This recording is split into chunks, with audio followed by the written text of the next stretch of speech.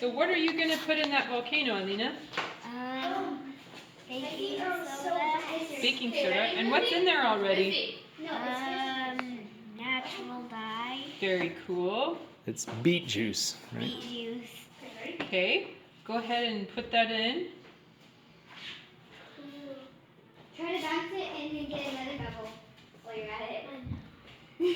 Good. It's not really reacting yet. It's soaking it up. That's good. Okay, and now what's next? Maybe some more. White. You probably want some more baking soda, right? Then we can make it extra exciting.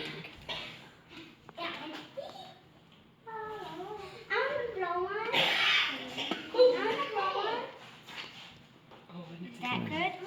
Good. Yeah. yeah. Now what? The vinegar. Okay, bombs away. Please don't, please don't. I just touched it. You touched it. It's staying on the ground. Oh, fuck. Gross. No. Can I blow one? Yeah. I bet you could even use it without the spoon if you wanted to try that. Wow, that's cool. Yeah.